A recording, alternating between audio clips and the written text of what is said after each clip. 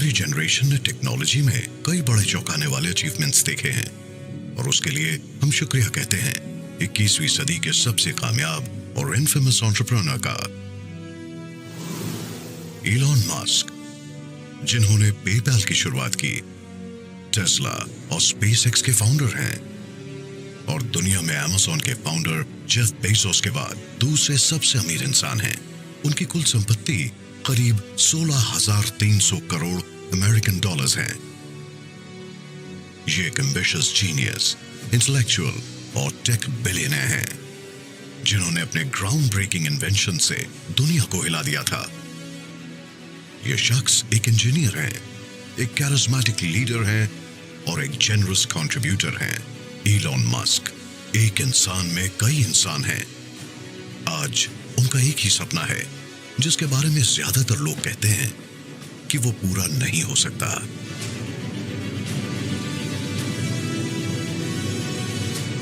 Space colonization. ये कहानी है एक ऐसे इंसान की जिसकी खोजों ने टेक इंडस्ट्री को हिला कर रख दिया था।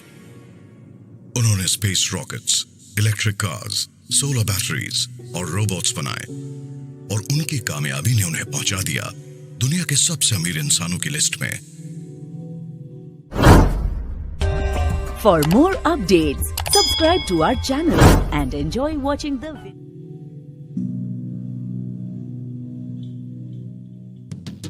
ये सभी मास्टरमाइंड्स हैं, एम्बिशियस, कंपेटिटिव और रूथलेस हैं, जो नाकामी से ना कभी डरते और इन सभी का एक ही मकसद है, दुनिया को और बेहतर बनाना, हमेशा बेहतरीन देने की कोशिश करना और अपनी मिसाल देकर लीड करना।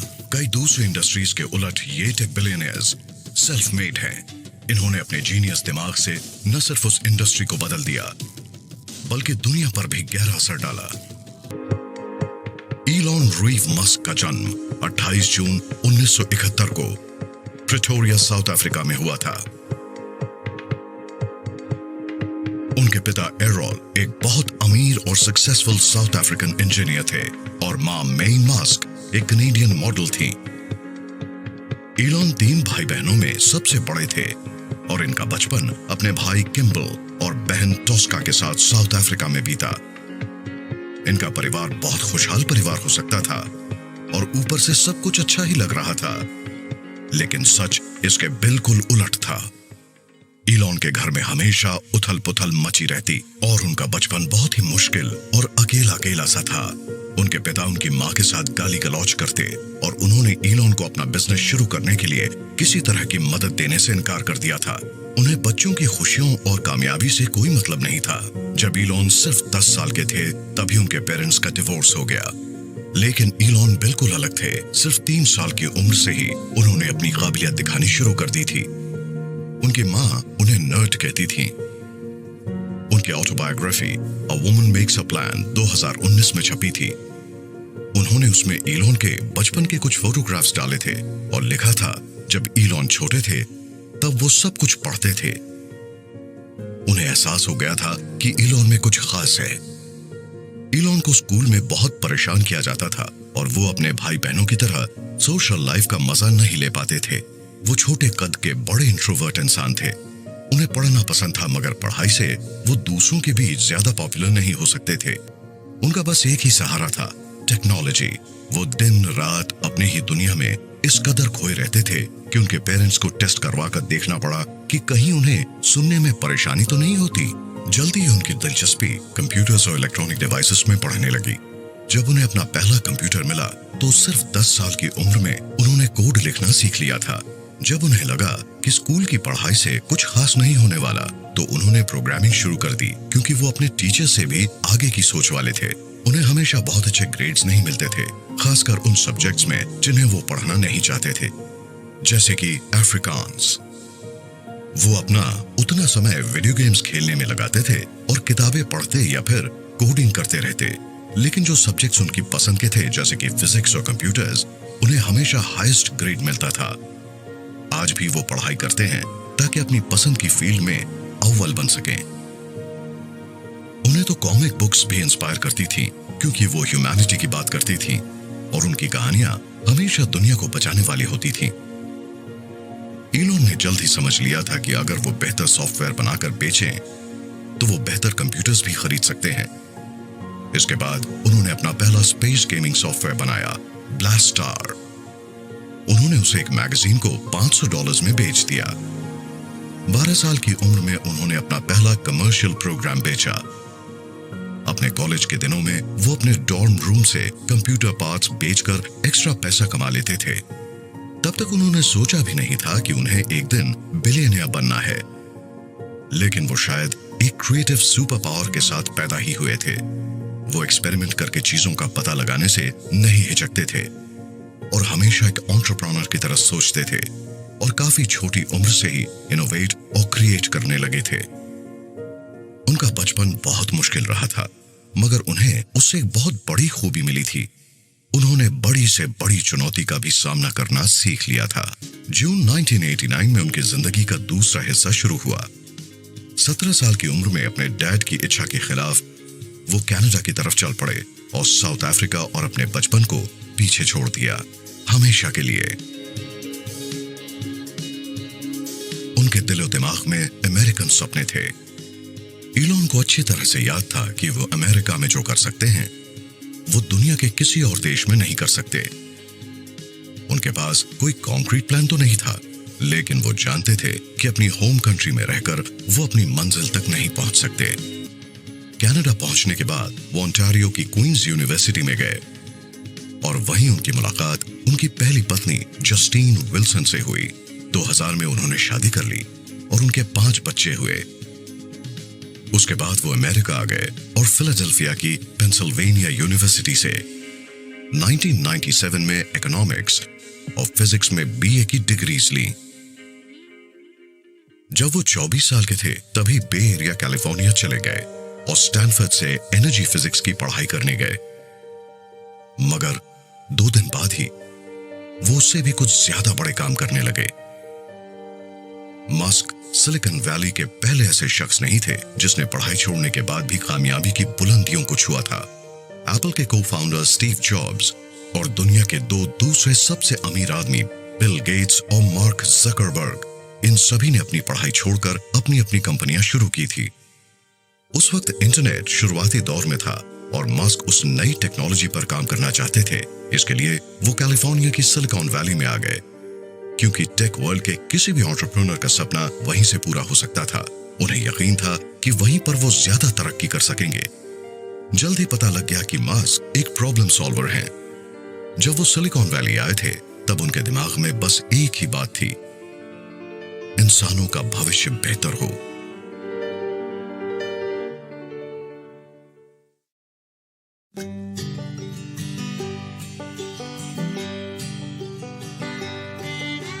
मगर उसके पहले वो जानते थे कि इंटरनेट के जरिए भी कई बड़े काम किए जा सकते हैं। 1995 में उन्होंने अपनी पहली कंपनी Zip2 बनाई, उनके भाई किम्बल के साथ, जो येलो पेजेस का ऑनलाइन वर्जन थी। मगर वो नहीं जानते थे कि शुरुआती दौर में उन्हें कितनी परेशानियों का सामना करना पड़ेगा। साउथ अफ्रीका से आने के बाद उनके ऊपर बहुत ज्यादा स्टूडेंट कॉलेज लोन भी था और मस्क के पास इतने पैसे नहीं थे कि वो घर और ऑफिस दोनों अफोर्ड कर सके। तब वो अपने छोटे से ऑफिस में सोफे पर ही सोने लगे और नहाने के लिए एक लोकल जिम में जाने लगे। शुरुआत के कुछ महीने तो बड़े मजे से कट गए, लेकिन उसके बाद हालात बिगड़ने लगे। सच सामने आने लगा था। उनके पास सिर्फ एक ही कंप्यूटर था जिसके ऊपर वो हफ्ते के 7 दिन काम करते और दिन में अपनी वेबसाइट चलाते और रात में कोडिंग करते। उन्होंने साफ साफ कह दिया था कि कामयाब होने के लिए ज्यादा से ज्यादा तकलीफ भी सहने की हिम्मत होनी चाहिए, क्योंकि नए सिरे से कोई कंपनी बनाना बहुत मुश्किल होता है। आखिरकार उनकी कंपनी चल निकली और उसने काफी तरक्की भी की। फरवरी 1999 में टेक कंपनी कॉम्पैक्ट ने Zip2 को $30 करोड़ 70 लाख कैश और $3 करोड़ 40 लाख के स्टॉक ऑप्शंस देकर खरीद लिया। मस्क सिर्फ 28 साल के थे जब वो सिलिकॉन वैली के करोड़पतियों में शामिल हो गए। वो रातों रात ऑफिस के एक छोटे से सोफे पर सोने वाले इंसान से एक मल्टी मिलियनर बन गए थे। मगर वो इतने से संतुष्ट नहीं थे। वो कुछ बड़ा करना चाहते थे। फिर सोचा क्यों ना बैंकिंग इंडस्ट्री में कुछ बदलाव किए जाएं। Zip2 बेचने के बाद उनका कॉन्फिडेंस काफी बढ़ गया था और वो एक नए चैलेंज के लिए तैयार थे।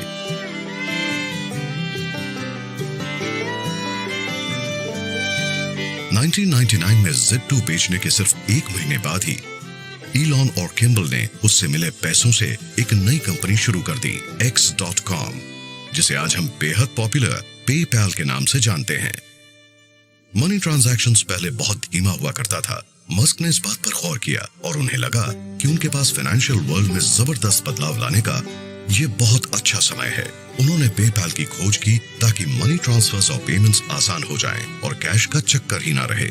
शुरुआत में कंपनी बहुत छोटी और अनजान सी थी, लेकिन मस्क अपने वक्त से कहीं आगे थे। अपने अनुभव के आधार पर उन्हें लगा कि उनका दूसरा बिजनेस पहले वाले से ज्यादा आसान है। वो बहुत तेजी से बढ़ा और दूसरे साल के अंत तक उसके करीब 10 लाख कस्टमर्स हो गए थे। 2002 में eBay ने पेपैल $1500 करोड़ में खरीद लिया। पेपैल को बेचने के बाद मस्क और उनकी पत्नी जस्टीन सिलिकॉन वैली से लॉस एंजलिस चले गए ताकि स्पेस इंडस्ट्री के ज्यादा करीब रह सकें, क्योंकि पेपैल के बाद अब वो उसी काम में हाथ डालना चाहते थे। मगर पैसों से खुशियां नहीं खरीदी जा सकती और उनके लिए वो साल ट्रेजेडी भरा रहा।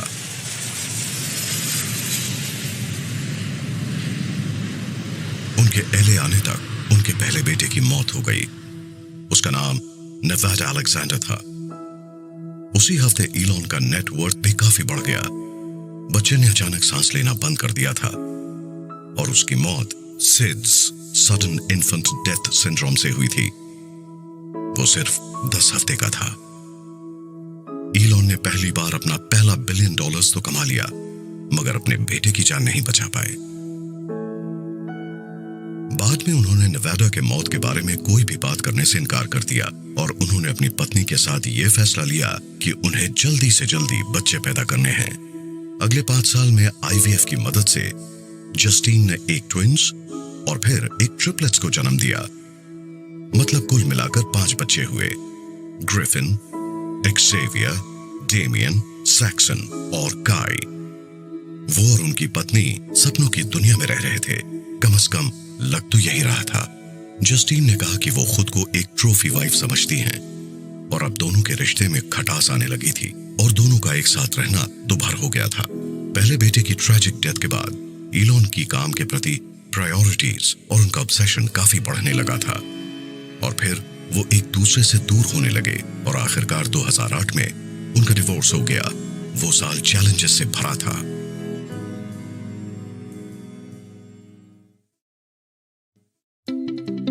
और फिर सन 2010 में उनकी मुलाकात हुई उनकी दूसरी पत्नी ब्रिटिश एक्टर टलूला राइली से। करीब 10 दिन तक डेट करने के बाद उन्होंने प्रपोज कर दिया। उनके बीच डिवोर्स हो गया, मगर उन्होंने फिर से शादी कर ली। पहली बार 2013 में और फिर 2016 में उनकी शादी टूट गई। तमाम मुसीबतों और बाधाओं के बाद मस्क को वो इम्पैक्ट मिल ही गया जिसके लिए वो काम कर रहे थे।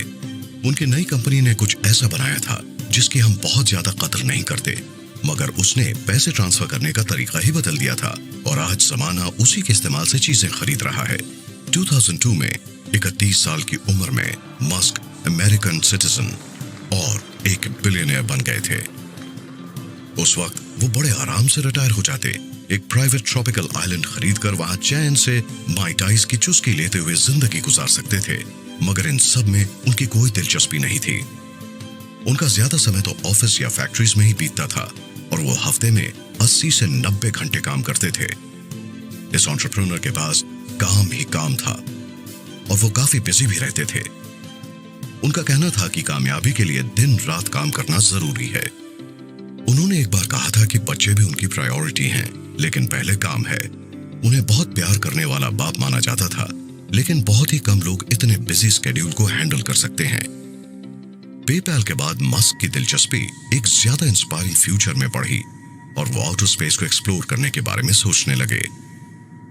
उनका नया गोल था इंसान को मल्टी प्लैनेटरी बनाना।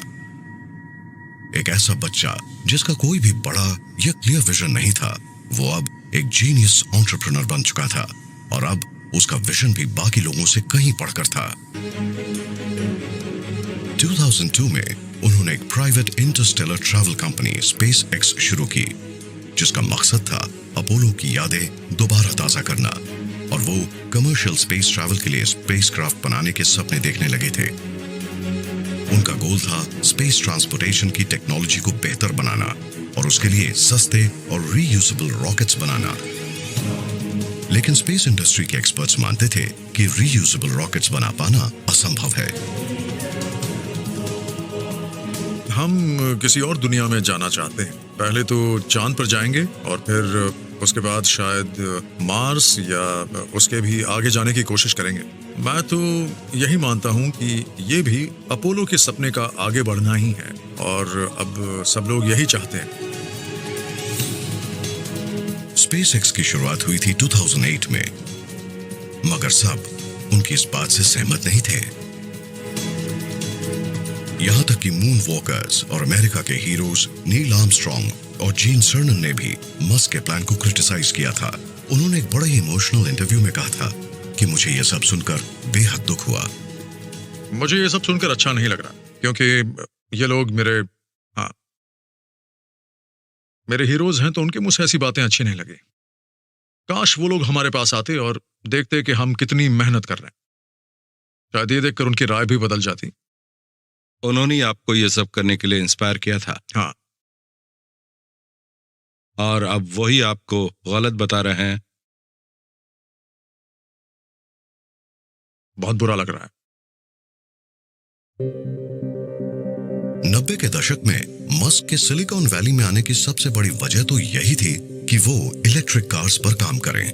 उस वक्त उन्हें लगा था कि इंटरनेट का हिस्सा बनना बहुत अच्छा होगा, क्योंकि वो तेजी से तरक्की कर रहा था। मगर इलेक्ट्रिक कार्स बनाने के बाद उनके दिमाग में दफन थी और वो उसे भूले नहीं थे। उन्होंने कॉलेज के शुरुआती दिनों में ही एक इंटरव्यू में कहा था कि मैं उनके लिए काफी पैशनेट हूँ। मैं असल में एक महिला से मिला और कॉलेज के जमाने में उनके साथ डेट भी किया। वो आज साइंटिफिक अमेरिकन में एक राइटर हैं, और फिर उन्होंने हमारी डेट के समय ही मुझसे कहा था कि तुम तो हमेशा इलेक्ट्रिक कार्स की ही बातें करते रहते हो, और लड़कियों को इस तरह की बातों में बिल्कुल मजा नहीं आता। मतलब वो एक तरह का मोनोलॉग था। हाँ, उन्होंने मुझसे कहा कि मेरा उनसे सबसे पहला सवाल था, क्या तुम इलेक्ट्रिक कार्स के बारे में सोचती हो? और उन्होंने कहा, नहीं, अच्छा। कभी नहीं। मस्क सिर्फ एक टेक एंटरप्रेन्योर ही नहीं है, वो रिन्यूएबल एनर्जी के फ्यूचर के बारे में भी सोचते रहते हैं, और उनका कहना है कि ये इंसान के फ्यूचर का एक की फैक्टर है।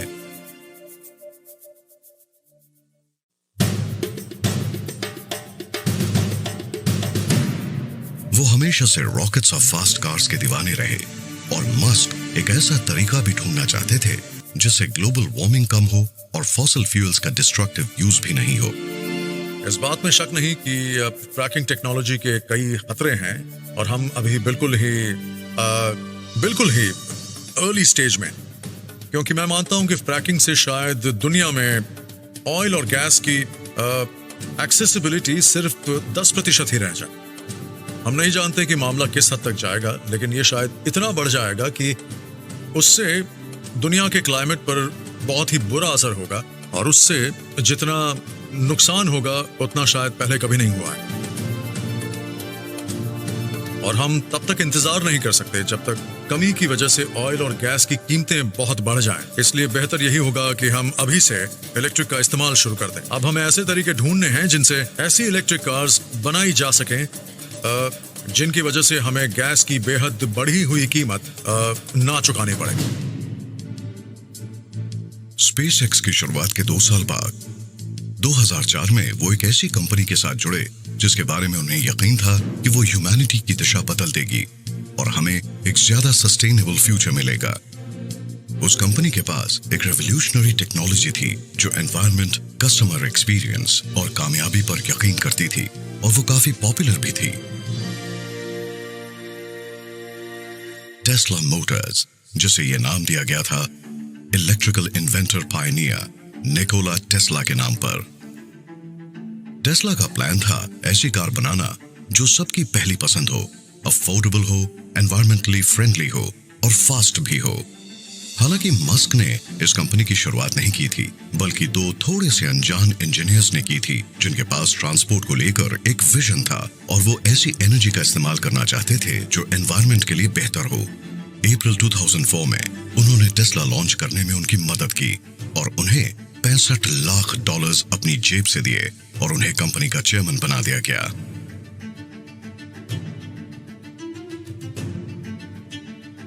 इस बात से कोई इनकार नहीं कर सकता कि हमारे बेहतरीन इंटेंशंस के बावजूद पृथ्वी को नुकसान तो होने ही वाला है, भले ही हम कुछ भी कर लें। इस बात की भी संभावना है कि या तो कोई एक्सटर्नल फोर्स या कोई इंटरनल अनफोर्स्ड एरर हमारी सिविलाइजेशन को खत्म कर देगी। 2006 में 32 साल की उम्र में लगातार सस्टेनेबल एनर्जी की खोज में जुटे रहने के बाद उन्होंने अपने कजिन्स लिंडन और पीटर रीव की मदद की ताकि वो सोलर सिटी नाम की वो कंपनी शुरू कर सकें जो सोलर पैनल्स और सोलर रूफ टाइल्स बनाती और बेचती थी। उसकी भी मालिक टेस्ला ही थी और सोलर सिटी आज अमेरिका में सबसे बड़ी सोलर सर्विस प्रोवाइडर है।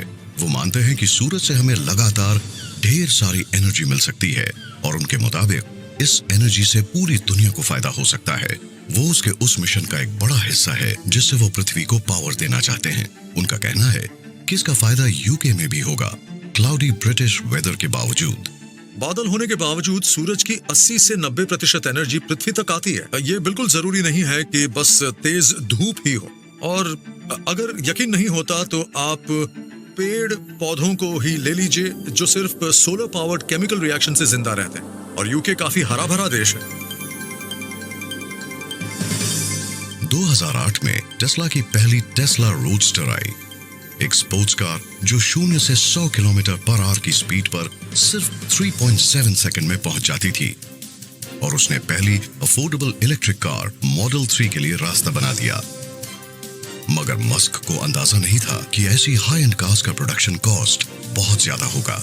हमारा गोल है ऐसी कार्स बनाना जिन्हें जल्द से जल्द सब अफोर्ड कर सके, मगर कोई भी टेक्नोलॉजी एक लर्निंग कर्व से गुजरती है और उसे कई तरह की इकोनॉमीज और दूसरी चीजों का भी सामना करना पड़ता है। हमने एक छोटी सी शुरुआत की है और हमारे स्टार्टअप ने एक ऐसी कार बनाई है जो कि लो प्रोडक्शन वाली है और काफी एक्सपेंसिव भी है, लेकिन ये टेक्नोलॉजी का पहला वर्जन है। टेस्ला ने सिर्फ 1300 रोडस्टर्स बेचे थे तो क्रिटिक्स कहने लगे कि इतनी छोटी कंपनी कभी भी ऑटोमोबाइल इंडस्ट्री को रेवोल्यूशनाइज नहीं कर पाएगी। मगर उसने अपनी बैटरी टेक्नोलॉजी बेच दी डेमलर को, जिसने उसके सहारे एक इलेक्ट्रिक स्मार्ट कार बना ली और इस बात की पूरी कोशिश की कि रोडस्टर एक रेगुलर कार की कन्विंसिंग रेप्लिका बनी रहे, ताकि लोगों को यकीन हो जाए कि फ्यूचर तो इलेक्ट्रिक का ही है। मैं तो मानता हूं कि सारे ट्रांसपोर्ट रॉकेट्स को छोड़कर फुल्ली इलेक्ट्रिक हो जाएंगे। मैं तो इसी बात पर यकीन करता हूं, और मेरे ख्याल से टेस्ला इस काम में एक एक्सेलरेंट है, उस ट्रांजिशन में एक कैटलिस्ट का काम करेगी। 2007 तक कंपनी पैसों की तंगी से जूझने लगी। वो नहीं जानते थे कि आने वाले साल कितने मुश्किल होने वाले हैं। मस्क ने टेस्ला और स्पेसएक्स की कामयाबी के पहले कई मुश्किलों का सामना किया था। 2008 उनकी जिंदगी का शायद सबसे बुरा साल था। ग्लोबल फाइनेंशियल क्राइसिस का असर देश की इकोनॉमी पर पड़ा था। मस्क की तीनों कंपनीज फाइनेंशियल ट्रबल का सामना कर रही थी। उस वक्त तक स्पेसएक्स अपने पहले 3 लॉन्चेस में नाकाम रही थी और टेस्ला में हर महीने लाखों डॉलर्स का नुकसान हो रहा था। मेरा एक दोस्त है जिसने एक स्टार्टअप के बारे में एक अच्छी बात कही है। ये कांच खाने और पानी में बनी भंवर को देखने जैसा है।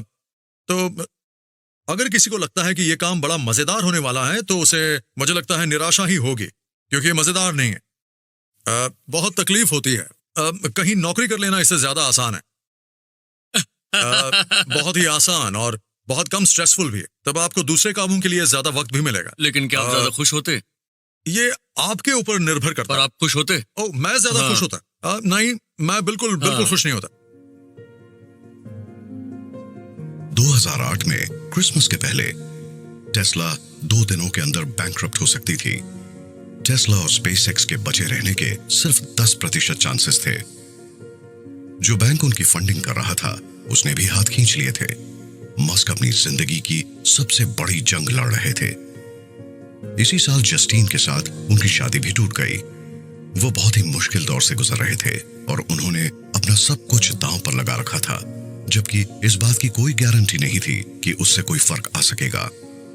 एक तरफ टेस्ला बैंकरप्सी की कगार पर थी, तो दूसरी तरफ मस्क ने एक बहादुरी भरा कदम उठाकर उस कंपनी को सबसे मुश्किल वक्त पर बचा लिया था।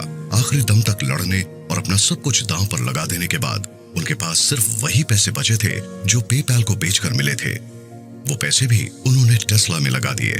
उसी साल सितंबर में मस्क को कामयाबी मिली फाल्कन 9 रॉकेट लॉन्च से, और तब उनके पास सिर्फ उसी लॉन्च के लायक पैसे थे। और फिर क्रिसमस के कुछ दिन पहले एक चमत्कार हुआ।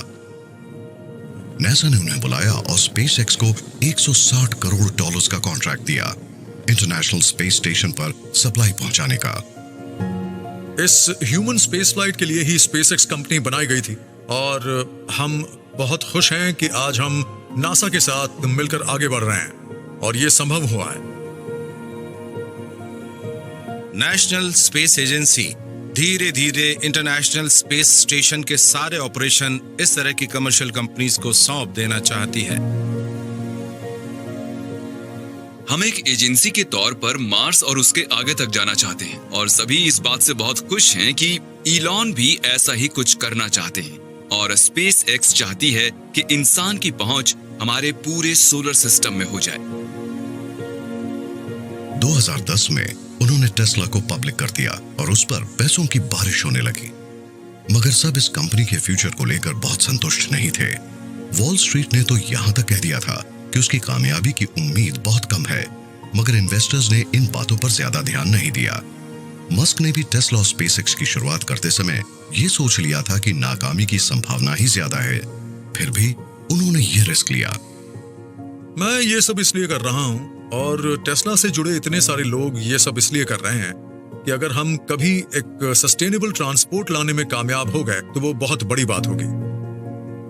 हम ये सब इसलिए नहीं कर रहे हैं कि हमारे दिमाग में ये बात है कि ये हमें अमीर बना देगा, बल्कि हमें कामयाबी के सिर्फ 10% चांस दिख रहे हैं। मुझे तो लगा था मेरे पैसे डूब जाएंगे, और ऐसा हुआ भी, लेकिन गनीमत है कि मेरा सब कुछ नहीं गया, मगर हम उसकी कगार तक जरूर पहुंच गए थे। एक फोटो यही रुकिए टेस्ला आगे बढ़ती रही, तरक्की करती रही, और आज करीब 12,000 सुपरचार्जर्स पूरे नॉर्थ अमेरिका, यूरोप और एशिया में क्लीन ड्राइविंग को प्रमोट करने और दुनिया को ये दिखाने के बाद कि इलेक्ट्रिक कार्स पेट्रोल से चलने वाली कार से ज्यादा बेहतर हैं, मस्क ने एक इलेक्ट्रिक ट्रांसपोर्ट रेवोल्यूशन शुरू कर दिया था। मैं उन लोगों के साथ हूं जो इलेक्ट्रिक व्हीकल्स बना रहे हैं या बनाना चाहते हैं। ऐसा कर पाना बहुत ही मुश्किल है, मगर इसके बावजूद एप्पल जैसी कंपनीज एक बेहतरीन इलेक्ट्रिक कार बना सकती हैं। अभी ऐसा करना ही सबसे सही है। काम बन गया, इलॉन ने वापसी कर ली, लेकिन टेस्ला कंट्रोवर्शियल बनी रही। उस पूरे साल में कार्स की क्वालिटी को लेकर क्रिटिक्स कंपनी पर सवाल उठाते रहे, और मस्क ने भी उसकी कमियों को सही माना। हाल ही में उसे लॉसूट्स, इन्वेस्टिगेशंस और लेऑफ्स का भी सामना करना पड़ा। उसकी रेपुटेशन पर काफी सवाल उठे और पूरा साल काफी उथल-पुथल भरा रहा। फेसबुक ही एक ऐसी कंपनी थी जिसने 2019 चुनाव के समय टेस्ला से ज्यादा नुकसान सहा था। मस्क ने कहा, गलतियां तो होंगी ही, मगर वो लगातार खुद को बेहतर बनाने की कोशिश कर रहे हैं और आगे भी बढ़ रहे हैं। उन्होंने नई खोज करना बंद नहीं किया और लगातार रिस्क्स उठाते रहे। उन्होंने 22 मई 2012 को एक नया इतिहास लिखा। बेदाग लिफ्ट ऑफ के बाद फाल्कन 9 रॉकेट बिना किसी इंसान को लिए स्पेस में पहुंच गया। T-10, 9, 8, 7, 6, 5, 4, 3, 2, 1, 0।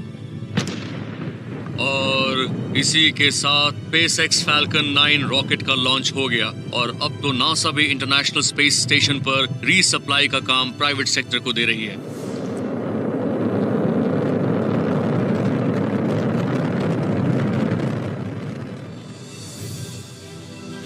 इसी के साथ पहला commercial vehicle international space station पर पहुंच गया, और उसने वहां तक वो ड्रैगन कार्गो कैप्सूल पहुंचा दिया जिसमें ग्रोसरीज और सप्लाईज थीं। मेरे शरीर में जितना भी एड्रेनालिन था वो सब उस वक्त रिलीज हो गया था। ऐसा कहा था इलॉन मस्क ने जब रॉकेट ने लिफ्ट ऑफ किया था। बहुत ही कम लोग जानते हैं कि हमारा एक स्पेस स्टेशन भी है, उन्हें यकीन ही नहीं होता। हमारा एक बहुत बड़ा स्पेस स्टेशन है, बहुत बड़ा। उसका अंदाजा भी लगाया नहीं जा सकता। वो एक बेहद अनूठा स्ट्रक्चर है जो पृथ्वी के चक्कर लगा रहा है। और मैं तो यही कहता हूं कि हमें लोगों को इसके बारे में बताना होगा, लोगों को बताना पड़ेगा कि स्पेस स्टेशन कितना शानदार है, क्योंकि वो वाकई बहुत अनोखा है। SpaceX अब रेगुलरली अपने सैटेलाइट्स स्पेस में भेजती रहती है।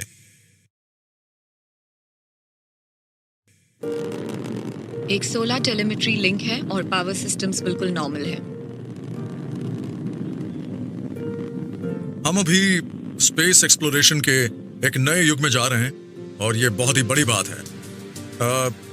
बात सिर्फ SpaceX की नहीं है, बल्कि कई और कंपनीज हैं जिन्होंने नए अप्रोचेस डेवलप किए हैं और नासा उन नए अप्रोचेस का फायदा उठा रहा है, जो बहुत बड़ी बात है।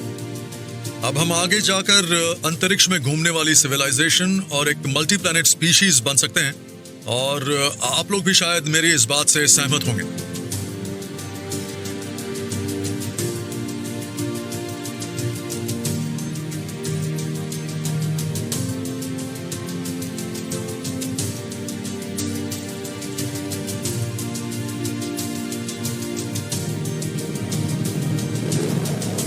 पिछले कुछ सालों में कई ऐसी चीजें हुई हैं जिनसे मैं काफी एक्साइटेड हूं, और मुझे लगता है कि अब स्पेस की सैर बहुत ही मजेदार होने वाली है, और इसमें सबसे ज्यादा मददगार होगी फैल्कन 9 रॉकेट बूस्टर की लैंडिंग। और ये काम भी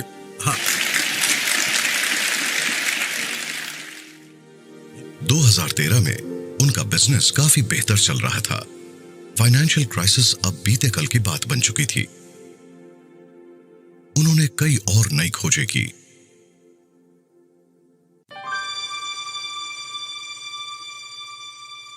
अगस्त 2013 में मस्क ने हाइपरलूप रिलीज की। यह ट्रांसपोर्ट का एक ऐसा साधन था जो दो बड़े शहरों के बीच के सफर को बहुत कम समय का बना देता और उसमें ट्रैफिक भी कम मिलता। वो भी रिन्यूएबल एनर्जी से चलने वाला था, और ये high speed transit systems pods में सवार लोगों को ट्यूब्स के जरिए करीब 1100 किलोमीटर प्रति घंटे की स्पीड से ले जाता।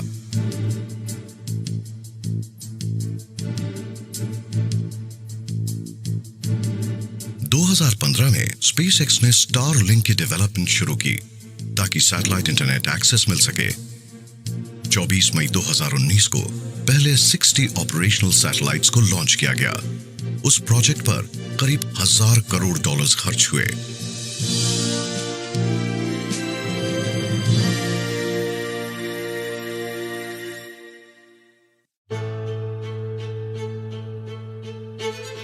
मस्क मानते हैं कि हमें आने वाले दिनों में आर्टिफिशियल इंटेलिजेंस का भी सहारा लेना पड़ेगा। इसीलिए 2015 में उन्होंने किसी के साथ मिलकर ओपन AI की शुरुआत की, जो एक नॉन प्रॉफिट रिसर्च कंपनी है, और उसका काम है फ्रेंडली आर्टिफिशियल इंटेलिजेंस को प्रमोट करना। उन्होंने इसी तरह से 2016 में न्यूरालिंक की भी शुरुआत, एक ऐसी स्टार्टअप कंपनी की जिसका मकसद था ब्रेन कंप्यूटर इंटरफेसेस डेवलप करना। इन एडवांसमेंट्स की बदौलत हमारी मेमोरी बेहतर हो सकती है या हम सॉफ्टवेयर के साथ मर्ज हो सकते हैं। दिसंबर 2016 में शहर की ट्रैफिक को खत्म करने के लिए मस्क ने बोरिंग कंपनी की शुरुआत की, एक टनल और ट्रांसपोर्ट स्टार्टअप। मस्क को मौजूदा ट्रांसपोर्ट नेटवर्क की कमियां नजर आ रही थीं, और लॉस एंजलिस ट्रैफिक को देखते हुए उन्होंने एक futuristic underground public transport system बनाने का फैसला किया। उनका पहला self driving tunnel Las Vegas में जमीन के नीचे बनकर करीब तैयार है। वो उन टनल्स का इस्तेमाल हाइपरलूप व्हीकल्स के लिए करना चाहते हैं। उसी साल उन्होंने ऐलान किया कि आने वाला समय सेल्फ ड्राइविंग इलेक्ट्रिक कार्स का है। मेरा अंदाजा है कि करीब 10 साल में ऐसी कार्स शायद बने ही नहीं जो फुल्ली ऑटोनोमस ना हो। तब बात सिर्फ ऐसी कार की ही नहीं होगी जो सेल्फ ड्राइविंग हो, बल्कि वो एक घोड़ा रखने जैसा होगा। हम एक घोड़े को अपने सेंटिमेंटल रीजन से तो रख सकते हैं, मगर रोज उसकी सवारी नहीं कर सकते।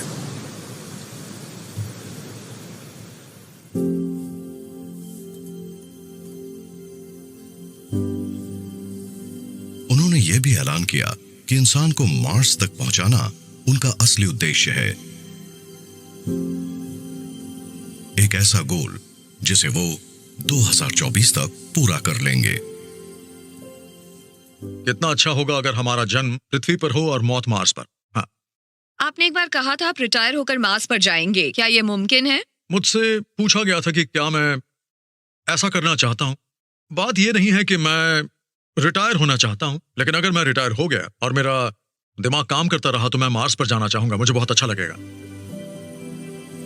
हमें उम्मीद है कि स्पेस ट्रैवल काफी अफोर्डेबल होगा, हर आदमी का करीब $1 लाख, और हो सकता है कि इंसान शायद हमेशा के लिए उस रेड प्लैनेट पर ही चला जाए।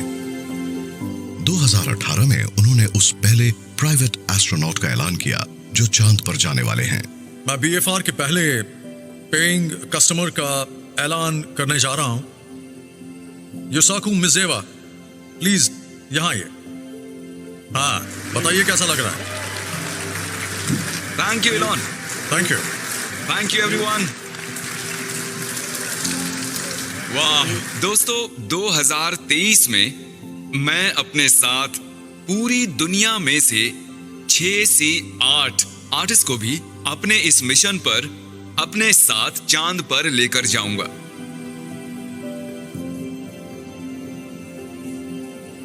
हम आने वाले दिनों में स्पेस फेयरिंग सिविलाइजेशन बन जाएंगे और उन तारों के बीच हम शायद उस जगह से ज्यादा खुश रहेंगे जहां आज हैं।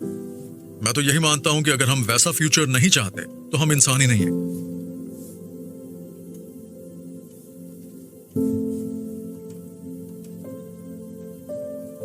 हमने स्पेस रेस शुरू होने के बाद काफी लंबा सफर तय किया है। 1969 में पहले इंसान ने चांद पर कदम रखा था और उसने एक नया इतिहास रच दिया। और आज स्पेसएक्स हमें अगले बड़े कदम के काफी करीब ले आई है।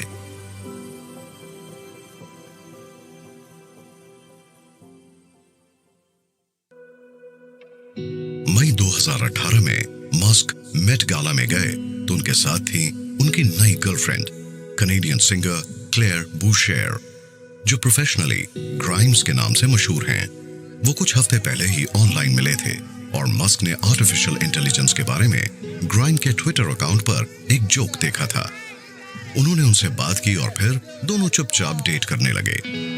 मस्क ने कहा द वॉल स्ट्रीट जर्नल भी उन्हें उनके वाइल्ड आर्टिस्टिक क्रिएटिविटी और इंटेंस वर्क एथिक की वजह से पसंद करता है। 2 साल बाद मई 2020 में इलॉन ने इन दोनों के पहले बच्चे के जन्म का ऐलान किया और ट्विटर पर अपने उस बेटे के बारे में लिखा जिसका नाम बड़ा अनूठा था।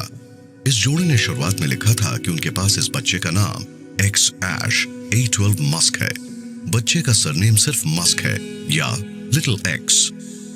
ये तो सिर्फ X है, लेटर X, और फिर AE है जिसे ऐश प्रोनाउंस करते हैं। हाँ, और फिर A12 है। A12 मेरा कंट्रीब्यूशन।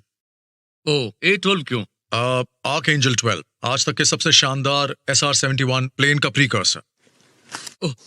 मैं ये देखकर खुश हूँ कि रोगन हंस रहे हैं क्योंकि हमें लग रहा था कि आपने ऐश नाम कैसे रखा, पर इस बच्चे को देखिए कितना क्यूट है। ग्राइम्स और मस्क के बच्चे का नाम ही इतना कंट्रोवर्शियल नहीं था। वो ट्विटर पर भी काफी कंट्रोवर्शियल हो गया था। मई 2020 में उन्होंने सिर्फ एक ट्वीट से टेस्ला की वैल्यू करीब $1400 करोड़ कम कर दी थी।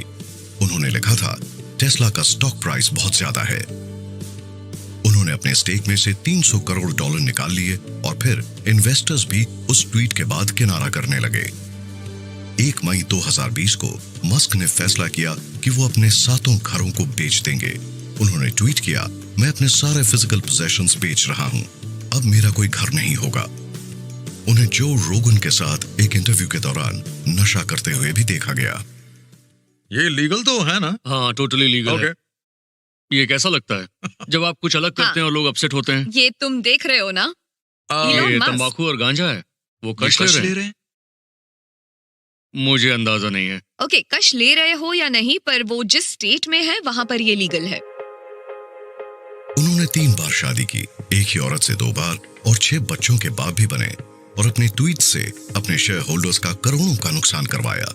ये सब देखते हुए यही लगता है कि उनकी पर्सनल लाइफ भी उनकी प्रोफेशनल लाइफ जितनी ही उथल-पुथल भरी थी। अपने सफर में उन्होंने हमेशा सिर्फ खुशियां और कामयाबी ही नहीं देखी, लेकिन इलॉन मस्क फाइनली उस बुलंदी पर पहुंच ही गए जिसकी उन्होंने तमन्ना की थी। अपनी ओवरसाइज्ड पर्सनालिटी की वजह से वो कई बार मुश्किलों में भी फंसे, मगर उनका अपना एक विजन था और वो एक खास मकसद से आगे बढ़ते रहे। 2018 में इमर्जिंग टेक्नोलॉजीज इवेंट में उन्होंने कहा था, उनका मकसद है इंसान का फ्यूचर बनाना। मुझे जिस बात से सबसे ज्यादा हौसला मिलता है वो ये है कि मैं सिर्फ फ्यूचर के बारे में सोचता हूँ और हम सभी चाहते हैं कि हमारा फ्यूचर अच्छा हो और हम सब यही कोशिश करते हैं कि एक ऐसा फ्यूचर हो जहां हर किसी को फायदा हो और जो भी होने वाला है उससे इंस्पायर होकर अगले दिन के बारे में सोचते हैं। हाल ही में वो डिजिटल करेंसीज के भी सपोर्टर बन गए और टेस्ला ने बिटकॉइन में $150 करोड़ इन्वेस्ट कर दिए। बेहद तेजी से अमेरिकन कैपिटलिज्म के शिखर पर पहुंचने के बाद जनवरी 2021 में वो कुछ समय के लिए जेफ बेजोस से आगे निकल गए और दुनिया के सबसे अमीर इंसान बन गए और उनका नेट वर्थ पहुंच गया था $20,900 करोड़ तक। 2002 में उन्होंने मस्क फाउंडेशन की शुरुआत की, जो renewable energy, space exploration, science, paediatric और आर्टिफिशियल इंटेलिजेंस रिसर्च को सपोर्ट करती थी। उन्होंने करीब $25 करोड़ 70 लाख इस ऑर्गेनाइजेशन को दिए। मस्क आम तरह की फिलॉन्थ्रफी नहीं करते जैसे बिल गेट्स करते हैं और उनके ज्यादातर पैसे सीधे उनकी कंपनीज में ही जाते हैं। वो एक बेहतर पृथ्वी के लिए काम कर रहे हैं और ये काम यकीनन ह्यूमैनिटेरियन है। 2012 में मस्क भी बिल गेट्स और मार्क ज़करबर्ग की तरह बिलियनियर्स की लिस्ट में शामिल हो गए और गिविंग प्लेज पर साइन करके ऐलान कर दिया कि उनके ज्यादातर पैसे उनकी जिंदगी में या उनकी वसीयत के मुताबिक दान में दिए जाएंगे। क्या इस बात की कोई सीमा है कि आपकी कल्पना हकीकत को कहां तक ले जाएगी? इलॉन मस्क इसके बारे में शायद नहीं सोचते। उनके फ्यूचर के बारे में जो विजन्स हैं वो किसी भी इमेजिनेशन से परे और काफी इंस्पायरिंग हैं। वो एक साउथ अफ्रीकन इमिग्रेंट थे, एक ऐसे बच्चे जिन्हें सब परेशान करते थे, मगर वो एक सेल्फ मेड CEO बिलियनियर बन गए और एक नहीं बल्कि 5 इंडस्ट्रीज खड़ी की। उन्होंने हमें दिखा दिया कि कुछ ऐसा करो जिसे हम पहले नामुमकिन सा मानते थे। अगर हम उनकी कामयाबियों को देखें तो इस बात में कोई शक नहीं कि इलॉन मस्क सही मायनों में सिलिकॉन वैली की एक सक्सेस स्टोरी है। उन्हें टाइम मैगजीन ने दुनिया के सबसे इन्फ्लुएंशियल लोगों में से एक माना था। उनके अंदर कभी भी कॉन्फिडेंस और ऑप्टिमिज्म की कमी नहीं रही। उन्होंने अपने क्रिटिक्स को करारा जवाब दिया। वो मुश्किल से मुश्किल दिनों में भी लड़ते रहे और कभी हार नहीं मानी। PayPal, SpaceX, Tesla, Solar City, इन सभी ने दुनिया पर गहरा असर डाला है। ये टेक बिलियनियर्स तो एक मिसाल हैं। हम उनसे सीख सकते हैं कि हीरोज को भी मुश्किल दौर का सामना करना पड़ता है और तभी वो उस मुकाम तक पहुंच पाते हैं। शुरुआत होती है एक इंडिविजुअल से, उनके सपने और उनके एम्बिशन से, जो दुनिया को एक बेहतर जगह बनाना चाहते हैं। शुरुआत हमेशा छोटी ही होती है और ऐसा लगता है कि इलॉन मस्क के लिए आसमान भी सीमा नहीं है। उनके लिए कोई सीमा ही नहीं है।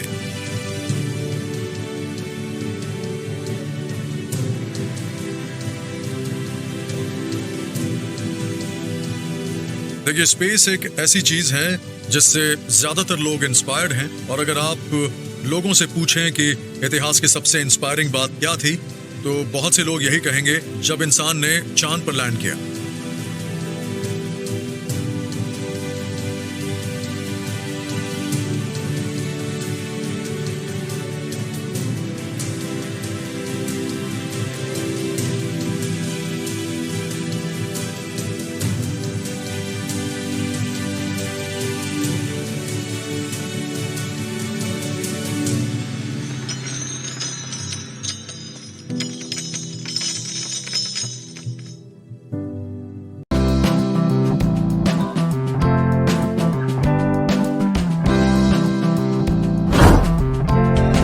For more updates, subscribe to our channel and enjoy watching the